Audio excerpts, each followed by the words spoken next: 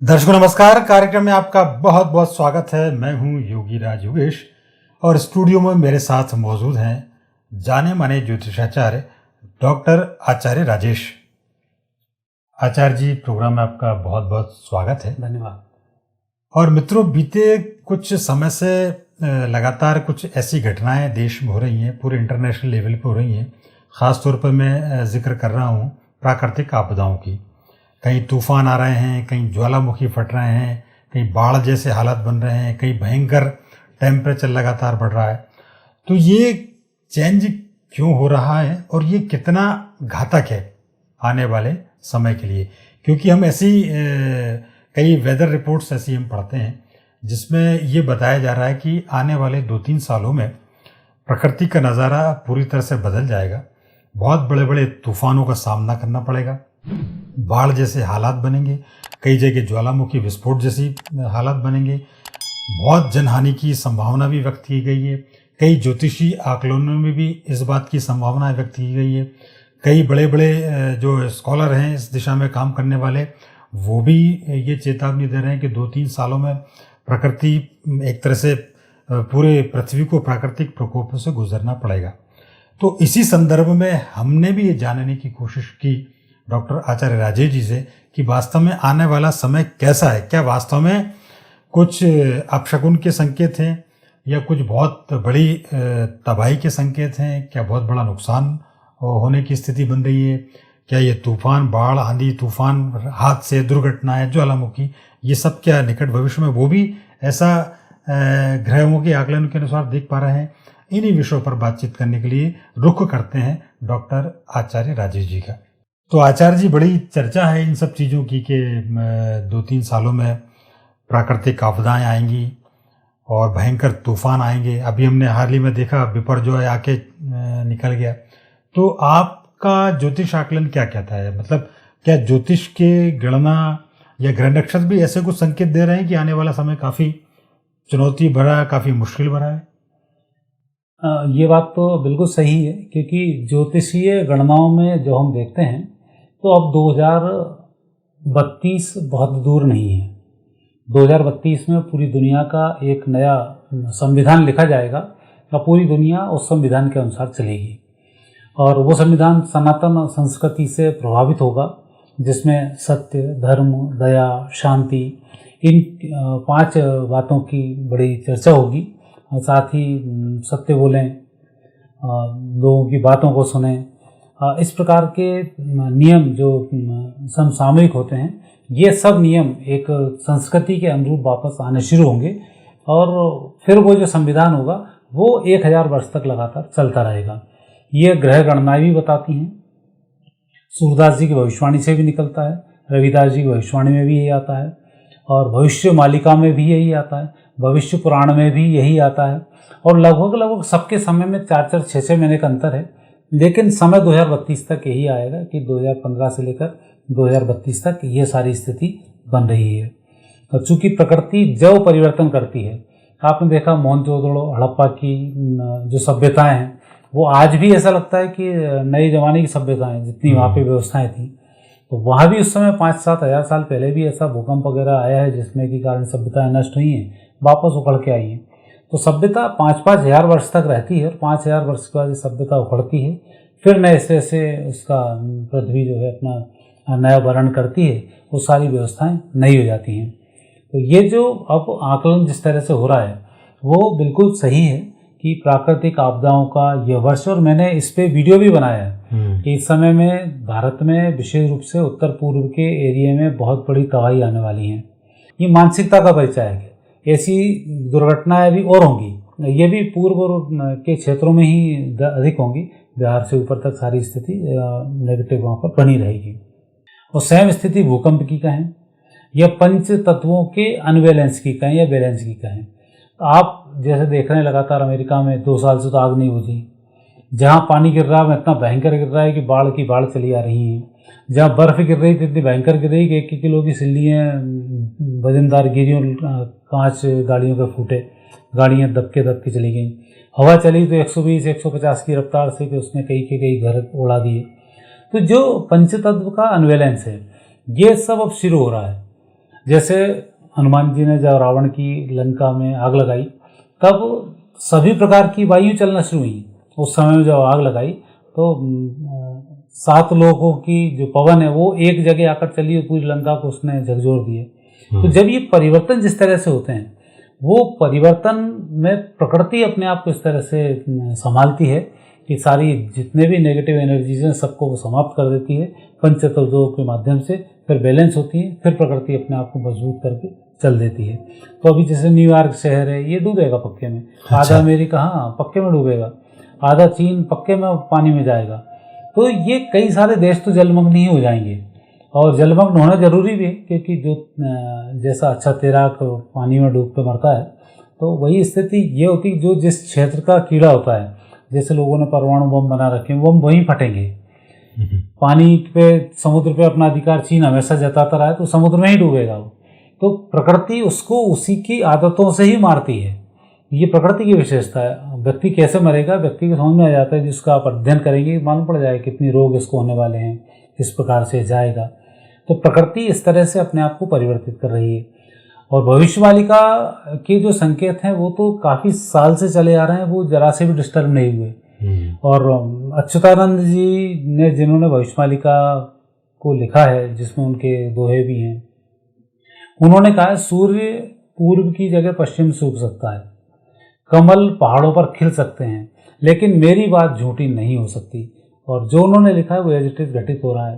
तो भविष्यवालिका में जो लिखा हुआ है वो भी यही संकेत कर रहा है। और भविष्यवालिका के अनुसार तो ये सारे यूक्रेन युद्ध है, भारत पाकिस्तान के संबंध में पाकिस्तान का कंगाल होना, श्रीलंका का कंगाल होना, नेपाल का भारत से दोस्ती करना, दुश्मनी करना, चीन का भारत के खिलाफ लगातार प्रयास करते रहना, अमेरिका का जो एक अंकल सैम वाली छवि थी वो छवि पर धब्बा लगना। तो ऐसी कई सारी चीज़ें हैं जो अभी तक घटित होती हुई आई हैं और आने वाले समय में भी ये होंगी। तो आप जो शंका कुशंकाएँ करे बैठे हो, ये शंकाएँ नहीं हैं, ये सत्य है। और जो व्यक्ति सनातन धर्म के अनुरूप चलेगा, भगवान विष्णु की आराधना करेगा, भगवान देवी की आराधनाएँ करेगा, वही व्यक्ति बच पाएगा। बाकी व्यक्तियों के बचने की संभावना बहुत कम है, क्योंकि भविष्यवालिका तो संकेत करती है 34 करोड़ देश हिंदुस्तान में बचेंगे और बाकी के 40 करोड़ पूरी दुनिया में बचेंगे। जैसे 60-70 करोड़ के लगभग की बात करती है, इतने लोग ही बच पाएंगे। और अभी तक होता भी ऐसे आए, इतनी ही पॉपुलेशन रह जाती है, फिर बढ़ती है, फिर घट जाती है। तो वो जो स्थिति है वो ऐसी बन रही है। ये तो बहुत ऐसे संकेत हैं, डरावने संकेत हैं आचार्य जी, कि इतने 60-65 करोड़ के आसपास ही आबादी रह पाएगी। ठीक है, ये भविष्यवालिका का अपना एक कथन हो सकता है, लेकिन अब जैसे मान लो मैं आज ही के संदर्भ में, ये फिर तूफान के संदर्भ में यदि बात करूं, क्योंकि भविष्यवालिका यही कहती है कि बहुत बड़े बड़े तूफान आएंगे, बाढ़ आएंगे, मतलब ऐसी प्राकृतिक आपदा आएंगी। अब जब विपर जो तूफान अभी आके जो गुजरा, वो जब आ रहा था तब भी ये संभावना व्यक्त की गई थी कि बहुत खतरनाक तूफान है और बहुत बड़ी तबाही होगी। लेकिन वो तो आया और मतलब निकल के चला गया, पता ही नहीं चला पड़ा कि उसमें। ये ज़रूर है कि कुछ राज्यों में उसने थोड़ी सी तबाही मचाई है, लेकिन जैसी संभावना व्यक्त की जा रही थी वैसा तो कुछ देखने को नहीं मिला। एक तो ये बात है। दूसरी, ये जो नेचुरल डिज़ास्टर होते हैं, जो प्राकृतिक जो आपदाएं होती हैं, उनसे निपटने के लिए साइंस ने भी काफ़ी तरक्की की है।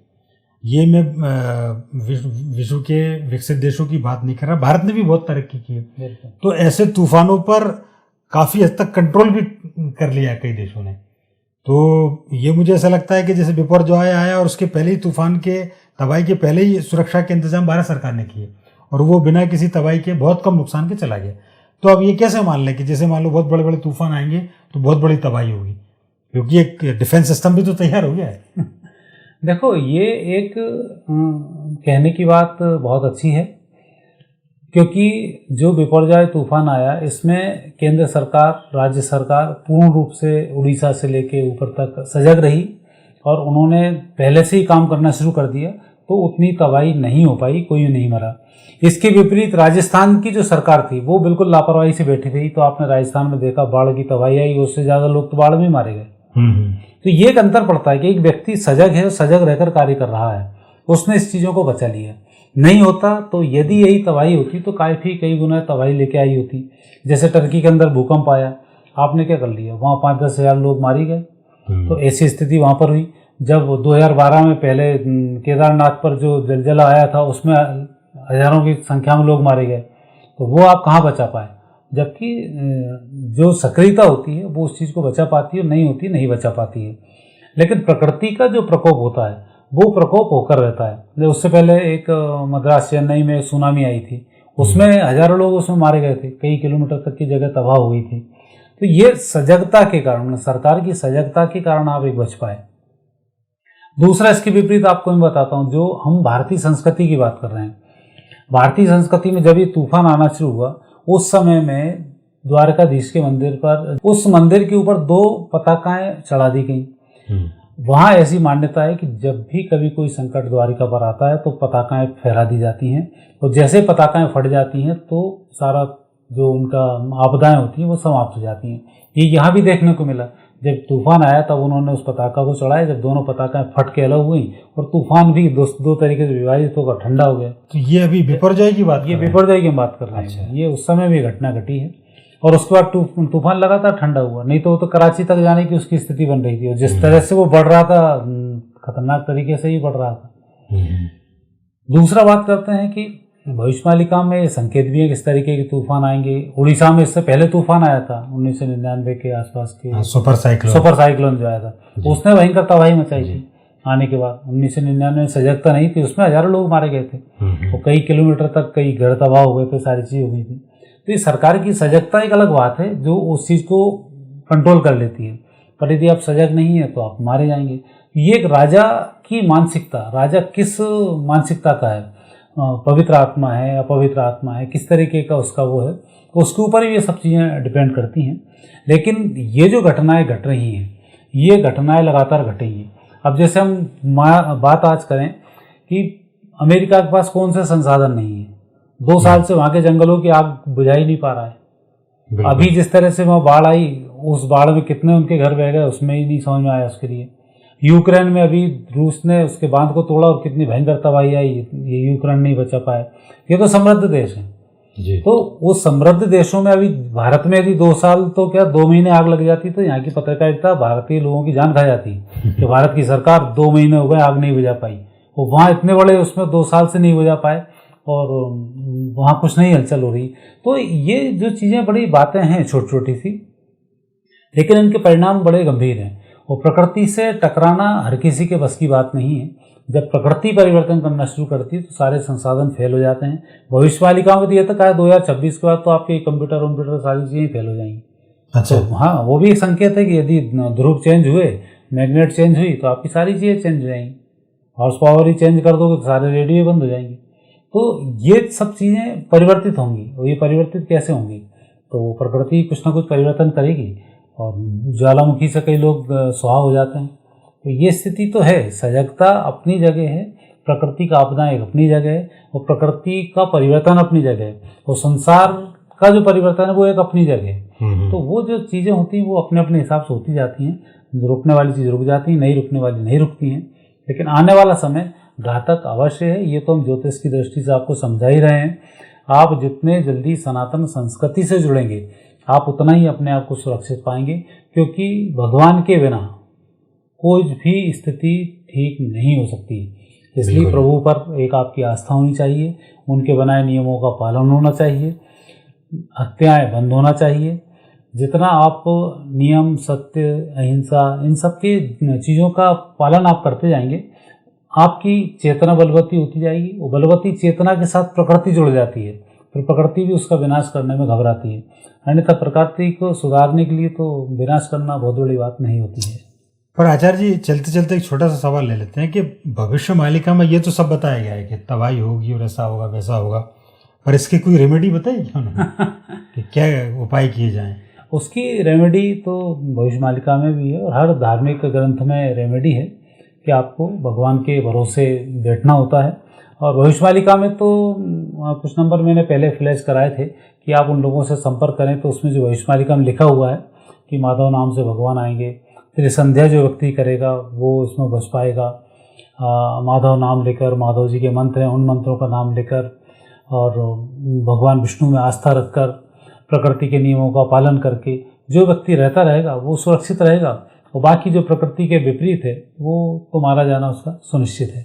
बिल्कुल सही बात है। एकमात्र सहारा भगवान का नाम ही है, भगवान नाम ही इस बार पार लगा पाएगा। तो हम उम्मीद करते हैं कि इस वीडियो के बाद शायद कुछ लोग इस तरफ झुकें और उनका मन ईश्वर की भक्ति में लगे। आचार्य जी, आपने बहुत महत्वपूर्ण जानकारी हमारे दर्शकों के साथ शेयर की, इसके लिए आपका बहुत बहुत धन्यवाद। और शुक्रिया उन तमाम दर्शकों का जो पूरे विश्व भर से हमसे लगातार जुड़ते रहते हैं। आप हमारे वीडियो को लाइक कर रहे हैं, शेयर कर रहे हैं, सब्सक्राइब कर रहे हैं इस चैनल को, इसके लिए आपका बहुत बहुत धन्यवाद। बेल आइकॉन को प्रेस करना ना भूलें ताकि नए वीडियो से संबंधित नोटिफिकेशंस आपको लगातार मिलते रहें। अगली बार फिर किसी नए विषय के साथ आपसे बातचीत होगी, तब तक के लिए आज्ञा दीजिए। नमस्कार।